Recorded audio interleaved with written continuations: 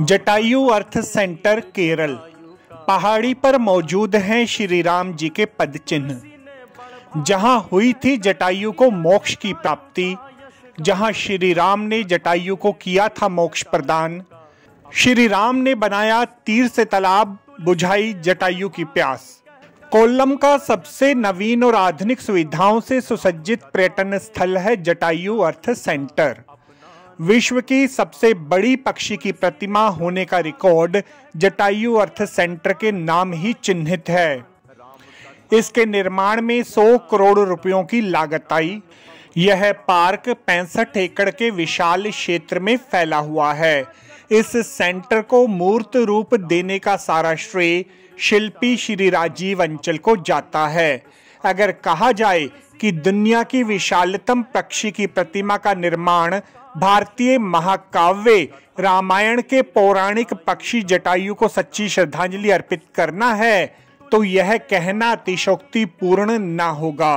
पौराणिक प्रमाणों व जनश्रुतियों के अनुसार जटायु ने सीता हरण के दौरान माता सीता को राक्षस राज रावण से छुड़ाने की कोशिश की थी। जब रावण माता सीता का अपहरण कर आकाश मार्ग से उन्हें अपने विमान से लंका लेकर जा रहा था, जटायु ने वीरता पूर्वक रावण का मुकाबला किया। जटायु ने आकाश में ही रावण को रोककर अपनी चोंच और नाखूनों से रावण से युद्ध किया। अंत में रावण ने अपनी अद्भुत तलवार अर्थात चंद्रहास नामक खड़ग के तीव्र प्रहार से जटायु के एक पंख को काट दिया। तलवार के प्रहार से आहत व घायल होकर पक्षीराज जटायु इसी चट्टान पर आ गिरे। इस जगह को वर्तमान समय में जटायुपुरम कहा जाता है। माता सीता ने रावण से अपनी रक्षा के लिए सभी जीवों व प्रकृति से मदद की गुहार लगाई। रावण ने जटायु का एक पंख काट दिया और घायल जटायु धरती पर बेसुध आ गिरा। इस प्रतिमा का भी एक पंख नहीं बनाया गया। भगवान राम जब सीता जी को खोजते हुए यहाँ पहुंचे तो जटायु ने सारा वृत्तांत कह सुनाया। घायल अवस्था में पहाड़ी पर अचेतन गिरे जटायु को माता सीता ने वरदान दिया कि वह इस सारे प्रकरण की जानकारी श्री राम को देने तक चेतन अर्थात जीवित रहेंगे।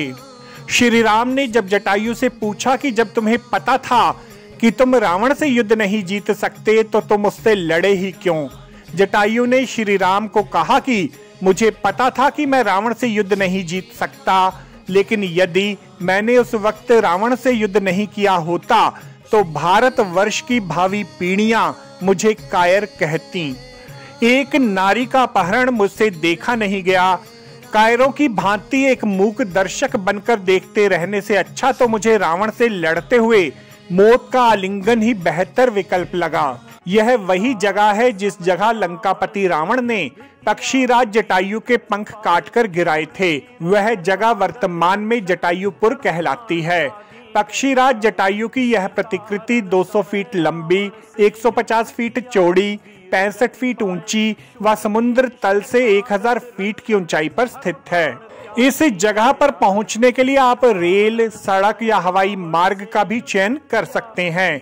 जटायु की विशाल प्रतिमा कोल्लम जिले की सीमा में प्रवेश करते ही दूर से दिख जाती है और पर्यटकों का मन बरबस ही इस ओर खींचा चला आता है।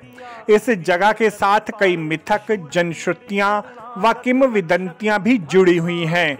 इसीलिए जटायु अर्थ सेंटर का निर्माण इसी जगह करने का निर्णय लिया गया। चटाई मंगलम का जटायु पार्क तिरुवनंतपुरम से 50 किलोमीटर की दूरी पर स्थित है। अत्याधुनिक रोपवे से आप प्रकृति का विहंगम नजारा देख सकते हैं। यहाँ पर पर्वत की ढलानों पर कुदरती चट्टानी संरचनाओं के इर्द गिर्द पर्वतारोहण की गतिविधियों के लिए भी विशेष सुविधा प्रदान की गई है। जटायु अर्थ सेंटर में आकर आप सचमुच प्रकृति की सुंदर व सुरम्य वादियों में खो से जाते हैं। जटायु प्रतिमा के अतिरिक्त यहाँ श्री राम मंदिर, Ayurveda resort, digital museum, archery, laser tag, rifle shooting range, rock climbing, rappelling के अतिरिक्त गेम जोन व केबल पार्क भी विद्यमान है। केरल की खूबसूरत कोल्लम की वादियों में स्थित जटायु अर्थ सेंटर में पौराणिक चरित्र जटायु के माध्यम से स्त्री अस्मिता का बोध कराया गया है कि किस प्रकार भारतीय भूमि में पक्षी भी स्त्री अस्मिता के लिए अपने प्राणों का उत्सर्ग करने के लिए सदैव तत्पर रहते थे। शास्त्रों के अनुसार यह वही जगह है जहां पर जटायु ने अपने प्राण त्यागे थे व मर्यादा पुरुषोत्तम राम ने उन्हें मोक्ष प्रदान किया था। जन श्रुतियों के अनुसार सीता हरण के उपरांत भगवान राम ने अपने अनुज के साथ सीता जी की खोज में इसी जगह आए थे जहां उन्हें पक्षीराज जटायु मरणासन अवस्था में मिले। पक्षीराज जटायु राजा दशरथ के मित्र थे। ऐसा माना जाता है कि यहीं एक चट्टान पर मर्यादा पुरुषोत्तम राम ने एक पैर पर खड़े होकर पक्षीराज जटायु को मोक्ष प्रदान किया था। भगवान राम के एक पैर के वह पद चिन्ह चरण चिन्ह इस पहाड़ी पर आज भी अंकित हैं, जिन्हें देखकर श्रद्धालु स्वयं को धन्य मानते हैं। पास ही एक छोटा सा कुंड भी विद्यमान है। कहते हैं कि अंत समय में जटायु को प्यास लगी थी व मर्यादा पुरुषोत्तम राम ने अपने बाण से यहाँ पर इस कुंड का निर्माण कर पक्षीराज जटायु की प्यास बुझाई व उन्हें मोक्ष प्रदान किया। पक्षीराज जटायु की प्यास जिस छोटे से कुंड से बुझी थी वह फिर कभी नहीं सूखा। यह कुंड व श्री राम जी के पद चिन्ह आज भी संरक्षित हैं। ऐसी मान्यता है कि भगवान श्री राम के अनन्य सेवक राम भक्त श्री हनुमान हर समय वानर रूप में यहाँ पर मौजूद रहते हैं।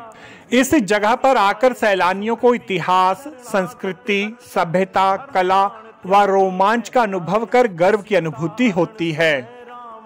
आपको हमारी यह रिपोर्ट कैसी लगी जरूर कमेंट करें। इस वीडियो को लाइक करें, हमारे चैनल को सब्सक्राइब करें ताकि हमारी सभी आगामी रिपोर्ट्स सबसे पहले आप तक पहुंच सकें। ब्यूरो रिपोर्ट, दास्ताने इंद्रप्रस्थ।